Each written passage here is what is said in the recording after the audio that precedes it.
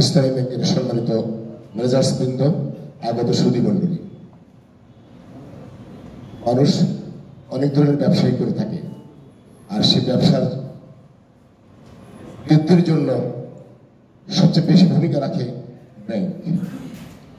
এবং বাংলাদেশের প্রেক্ষাপটে যদি আমি বলি, সবচেয়ে বেশি যে ব্যাংক ভূমিকা রেখেছে তার নাম হল ইসলামী ব্যাংক। এই ব্যাংকের শুরুতে আমরা যখন কলেজে পড়তাম তখন ব্যাংকের প্রচারণা করার জন্য আমরা অনেক দূর হেঁটেছি। আলহামদুলিল্লাহ, আজকে বেলা গড়িয়ে ইসলামী ব্যাংক দেশের সেরা ব্যাংক নয়, এশিয়ার সেরা ব্যাংক হিসেবে প্রতিষ্ঠিত হয়েছে।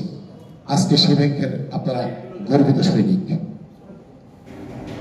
2000 সালে বাংলাদেশের প্রথম যখন শরিয়া ভিত্তিক ইন্স্যুরেন্স কোম্পানি তৈরি হয়, আমি সেখানকার প্রথম ব্যক্তি ছিলাম। আমি 2000 সালের ফাইন্যান্স সিভিলের 4 জন সিনিয়র ভাইস প্রেসিডেন্টের মধ্যে আমি একজন সিনিয়র ভাইস প্রেসিডেন্ট ছিলাম। আমার 4 জন ছাত্র এখন ইন্স্যুরেন্স কোম্পানি ম্যানেজিং ডিরেক্টর। আমি সর্বশেষ ডেপুটি ম্যানেজিং ডিরেক্টর হিসেবে 4 বছর চাকরি করেছি। পরবর্তী পর্যায়ে আমি চিন্তা করলাম, আর কত পরের জমিনে চাষ করব, ফসল তো বুলবুলি খেয়ে ফেলি।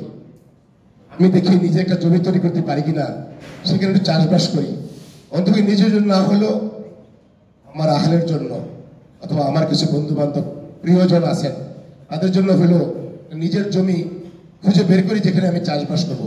অর্থাৎ পরিশ্রমটা আমি আমার নিজের কোম্পানিতে করার জন্য সিদ্ধান্ত গ্রহণ করি। যার জন্য আলহামদুলিল্লাহ আপনাদের সকলের দোয়ার বরকতে ম্যানেজিং ডিরেক্টর হিসেবে আমার অফার থাকা সত্ত্বেও আমি সিদ্ধান্ত নিয়েছি জটিল চাকরি ম্যানেজিং ডিরেক্টর। সেখানে গেলে ইডার মন রক্ষা করতে হয়, অর্থ মন্ত্রণালয়ের মন রক্ষা করতে হয়, বাংলাদেশ ব্যাংকের মন রক্ষা করতে হয়, সর্বোপরি যে কোম্পানিতে আমি চাকরি করবো সেই কোম্পানির চেয়ারম্যানের মন রক্ষা করা কঠিন হয়ে যায়। কারণ উনি ইন্টারভিউতে আমাকে জিজ্ঞাসা করবেন, হারুন সাহেব বুঝতে পারছেন তো কেমনি কি চালাবেন? আমাকে বলতে হবে জি স্যার, আমি বুঝতে পেরেছি। আমি বাকিটুকু আর বললাম না। কঠিন ব্যাপার, যেটা আমার সারা জীবনের লালন করা চরিত্রের সাথে সাংঘর্ষিক হয়ে যায়। সেজন্য আমি কিছু নবীন এবং প্রবীণের সমন্বয়ে গত 27শে অক্টোবর আমাদের এই লিবারেল গ্রিন সিটির যাত্রা গড়ে গড়ে এখনো 1.5 মাস হয়নি। আলহামদুলিল্লাহ, আমরা আমাদের কোম্পানির প্রধান কার্যালয়ে CC9 বাই কে ভবন, বসুন্ধরা সিটি ঠিক উল্টো পাশে বলা চলে, পানি ভবনের বিপরীতে নিয়ে গেছি। আমাদের মজুরির একটি অফিস রয়েছে এবং আপনারা শুনে খুশি হবেন, ইতিমধ্যে আমরা আমাদের প্রকল্প এলাকায় বেশ কিছু জমি কিনে ফেলেছি এবং আগামীকালকে আমাদের জমিদের প্রথম অফিস করার জন্য ইট গাঁথনি শুরু হবে ইনশাআল্লাহ। তো আমরা কেন এখনই শুরুতেই আপনাদেরকে দাওয়াত দিলাম, একটা বিষয় দাঁড়ায়। আমি আগেই বলেছি, ব্যাংক বিমার সাথে যারা জড়িত থাকে তারা একটা সচ্ছল ব্যক্তি থাকে। একজন ব্যাংক ম্যানেজার এবং ইনভেস্টমেন্ট চিফ জানে এখানে সচ্ছল ব্যক্তি কারা, তাদের হাতে কোটি কোটি টাকা আছে, তারা বিনিয়োগ করতে পারে, তারা সঞ্চয় করে, তারা শিল্পপতি। এই বিষয়গুলি সকল ব্যাংক ম্যানেজারদের কাছে থাকে। যার জন্য আমরা ঢাকা সিটি সরকারে তো ব্রাঞ্চ ম্যানেজার বা উচ্চ পর্যায়ের লোকদের সমন্বয় ঘটিয়েছে। এই জন্য তাদের কাছ থেকে আমরা একটা সাহায্য প্রার্থনা করব, যাতে আমরা আমাদের কোম্পানিটাকে আরেকটু সামনের দিকে এগিয়ে নিতে পারি। প্রিয় সুধী মণ্ডলী, আমাদের মঞ্চে সম্মানিত প্রধানমন্ত্রী উপস্থিত রয়েছেন, যাকে আপনারা সবাই চিনেন, করোনা বাতি বলে খ্যাত বাংলাদেশের সেই আন্তর্জাতিক খ্যাতিসম্পন্ন বক্তা, বাংলার গৌরব, যার মাহফিল শোনার জন্য 100 কিলোমিটার দূর থেকে ট্রেনে করে মানুষ চলে আসতো, ঠিক না? সেই ঘরের সন্তান মাসুদ বিন সাইদ। আমরা কোনো অহংকার করি না, আমরা কোনো গর্ব করি না, আমরা শুকরিয়া আদায় করি মহান রাব্বুল আলামিনের, যাতে করে মহান রাব্বুল আলামিন এই সন্তানকে দীর্ঘজীবী দান করেন এবং বাংলার জমিনে ইসলামী সমাজ ব্যবস্থা কায়েম করার জন্য যেন তারা উসিলা হয়ে যায়। আলহামদুলিল্লাহ। আমি প্রিয় ভাইরা, আমরা জমির ব্যবসা করতে শুরু করেছি। আমাদের কোম্পানি সবাই বলে ব্যতিক্রম, আসলে ব্যতিক্রম যে কোথায় আছে সেটাই এখন জিজ্ঞেস করার বিষয়। আমরা মাত্র অল্প একটু জায়গা, 1000 বিঘারও কম, এই জায়গা নিয়ে আমরা শুরু করেছি প্রকল্পটি। যেহেতু আর জায়গা বৃদ্ধির সুযোগ নেই, পশ্চিম পাশে ডিসি প্রজেক্ট একটা ঝিলের মতো আছে, দক্ষিণ পাশে নদী, উত্তর পাশে হচ্ছে মহল্লা, আর সব মিলে পূর্ব পাশে ডিসি প্রজেক্ট, পশ্চিম পাশে হলো সামান্য একটু জায়গা যেখানে রিসোর্ট করবো, চতুর্পাশে ঘাও করা হচ্ছে মহল্লা। আমরা ইচ্ছা করলে 1000 বিঘাকে 1500 বিঘা করতে পারবো। এর মধ্যে আমরা চিন্তা করেছি সুন্দর করে একটি বাসযোগ্য নগরী করার কি করা যায়। আমি আমার এই অল্প বয়সে 38 ইয়ার্স ঢাকা শহরে থাকি, অন্তত কম হলো 20 থেকে 30টি হাউজিং কোম্পানি আমি ঘুরেছি। এটা কঠিন প্রশ্ন, একটা হাউজিং কোম্পানির কথা শুনে আমি লাভ দিয়ে উঠেছি। ধরুন 100 বিঘা নিয়ে একটা হাউজিং কোম্পানি করেছে, রাস্তাঘাট দেখিয়েছে, স্কুল কলেজ দেখিয়েছে। উনি হিসাব ঠিক মতো করতে পারেনি কতটুকু জমি ওয়েস্টেজ যাবে, কতটুকু জমির মধ্যে সে মিনি পার্ক করবে, খেলার মাঠ করবে, স্কুল করবে, মসজিদ করে মাদ্রাসা করবে, হিসাব না করে উনি একটা স্বল্প দামে প্রকল্পের প্লটগুলি বিক্রি করে দিচ্ছে। পরে দেখতেছে যে 100 বিঘা জমির মধ্যে 35 বিঘা জমি ছেড়ে দেওয়া দরকার ছিল, 100 বিঘার বাকি থাকে 65 বিঘা, তা বিক্রি করে ওনার টাকা উঠে না। যার জন্য শেষ পর্যন্ত কি করেছে শুনবেন, টোটাল জমি বিক্রি করে ফেলছে। এবং যারা জমি বিক্রি কিনেছে তারা করতেছে কি, ওনার আড়াই কাটা উনি ছেড়েছে 5 ফিট, ওনার আড়াই কাটা উনি ছেড়েছে 5 ফিট। যদি 100 বিঘা জমি 100 বিঘা নিয়ে রেজিস্ট্রি করে বিধান নিয়েছে। আমি আরিফাবাদ থাকি, পড়বে মডেল স্কুলের পাশে আমি 25 বছর ছিলাম। আরিফাবাদ 2 বছর থেকে থাকি। যদি আরিফাবাদ থাকে তো বুঝতে পারবেন এত বড় একটা হাউজিং, একটা মসজিদ জায়গা নেই, একটা প্লেগ্রাউন্ড নেই। এলাকার লোকেরা সিদ্ধান্ত নিয়ে কষ্ট করে একটা বাড়িকে পেয়েছে, একটা প্লট বিক্রি করবে, সেখানে মসজিদ করা হয়েছে। পাশে আরেকটা প্লট পেয়েছে, মসজিদ একটু এক্সটেন্ড হয়েছে। আলহামদুলিল্লাহ, আমি এখান থেকে আমার কথা শুরু করব। আমরা যে প্রকল্পটি করেছি শুধু কথায় ব্যতিক্রম তা নয়, কাজেও যেন ব্যতিক্রম থাকে তার একটা উদাহরণ আমরা সৃষ্টি করবে ইনশাআল্লাহ। আমরা সেখানে কমার্শিয়াল কমপ্লেক্স রেখেছি, 13 বিঘা জায়গা রেখেছি ইউনিভার্সিটি করার জন্য। আপনারা জানেন ঢাকা শহরে 3 বিঘা, ঢাকার বাইরে হলে 10 বিঘা জায়গা লাগে। আমরা 13 বিঘা রিজার্ভমেন্ট রেখেছি, মসজিদের জায়গা রেখেছি, মাদ্রাসা রেখেছি, ছোট ছোট মিনি পার্ক রেখেছি, গোরস্থান রেখেছি। যতগুলি মানুষের প্রয়োজন জন্য যা যা করণীয় প্রয়োজন সব কিছুর সমন্বয়ে আমরা হাউজিং কমিটি করছি। আরেকটি কথা আপনাকে মনে করে দিচ্ছি, বেশ কিছু হাউজিং কমিটি দেখেছি, আমি দেখেছি ইস্টার্ন হাউজিং আমার পাশেই চিরখানে ঢালে, ইস্টার্ন হাউজিং কিছুই করেন নাই।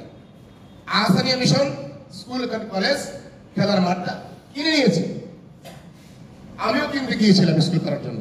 তখন ইস্টার হাউজিং এর অপারেটর ডিউটি ছিল, আবার বঙ্গবন্ধু সম্পর্ক হয় আসফর সাহেব, উনি পল্লবী থাকে, উনি মারা গিয়েছেন।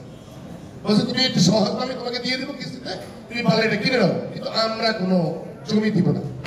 কিন্তু অত্যন্ত সুখের বিষয় হচ্ছে এই প্রকল্পটিতে স্কুল কলেজ মসজিদ মাদ্রাসা খেলার মাঠ যা যা আপনারা দেখেছেন ডিসপ্লেতে সবকিছু আমরা করে দেবো ইনশাআল্লাহ। আমরা ফেলে রাখবো না যে উনি স্কুলের জায়গা কিনবে উনি করবে, উনি মাদ্রাসা জায়গা কিনবে উনি করবে না। আমরা সবগুলি স্কুল কলেজ মসজিদ মাদ্রাসা প্রতিষ্ঠানগুলি আমরা নিজেরা করব এবং করে সেখানে একটি বাসযোগ্য নগরী করবো ইনশাআল্লাহ। আমাদের এই নগরীর মধ্যে কোনো খাম্বা থাকবে না। আমরা ইলেকট্রিক লাইন, ডিজেল লাইন বলেন, ইন্টারনেট বলেন, টিএনটি বলেন, সবকিছু আমাদের আন্ডারগ্রাউন্ড। আমাদের এই হাউজিং এর মধ্যে কোনো অবস্থাতেই মনে কষ্ট নেবেন না কেউ থাকলে, সরি আমি আগে ক্ষমা চেয়ে দিচ্ছি। আমি বনশ্রীর কথা বলতে চেয়েছিলাম, যাকে ব্যর্থ অনেকেই বলে বাংলাদেশে একটি সর্বোচ্চ পর্যায়ের বস্তি, উন্নত মানের বস্তি। কেন বলছে? প্রত্যেক বাড়ির সামনেই মাছ দোকান, প্রত্যেক বাড়ির সামনেই হলো হোটেল, প্রত্যেক বাড়ির সামনেই কাঁচা বাজার, প্রত্যেক বাড়ির নিচেই হলো মুদি দোকান, হার্ডওয়্যার দোকান ইত্যাদি ইত্যাদি। পুরো বনশ্রী হয়ে গেছে মার্কেট, মানে সবাই এসে বনশ্রী মার্কেট বাজার করতে হয়। আমরা হাউজিং কোম্পানিতে মিনিমাম 25 বছর আমাদের ডুপ্লেক্স বাড়ির কেউ পরিবর্তন করতে পারবে না ডিজাইন। কোন ব্যক্তি কমার্শিয়াল কমপ্লেক্স ভিত কোন জায়গায় একটা সেলাই মেশিন দিতে পারবে না। মূলধন থাক দূরের কথা, কোনো অবস্থাতেই না। আমরা যারা আসি ম্যানেজমেন্টে আসি, আমাদের আমি আগেই বলেছি নবী এবং প্রবীণের সমন্বয়ে আমাদের হাউজিং কোম্পানি হবে। এই বাইলস থাকবে, কোনো অবস্থাতেই কোনো লোক ব্যক্তিগত উদ্যোগে কোনো প্রতিষ্ঠান করে এখানকার বাসযোগ্য পরিবেশটাকে নষ্ট করতে পারবে ইনশাআল্লাহ। স্ট্রিক্টলি মেনটেন করা হবে। আমরা তো করবোই, রাষ্ট্রীয় হেল্প করবে এবং 24 ঘন্টা এখানে সিকিউরিটি থাকবে। আপনারা দেখেছেন একটা এক্সক্লুসিভ জোন। আমাদের হাউজিং কোম্পানির পাশে যে রোড দেখেছেন আপনারা, 300 ফিট রাস্তা নদীর পাশ দিয়ে, রাষ্ট্রীয় নিয়মে 300 ফিটকে ছেড়ে দিতে হয়। সেখানে আমরা ওয়াকওয়ে করেছি, 150 ফিট ওয়াকওয়ে করেছি, গ্রিন জোন করেছি, অর্থাৎ সেখানে একটা নতুন করে একটা পার্কের মতো হয়ে গেছে।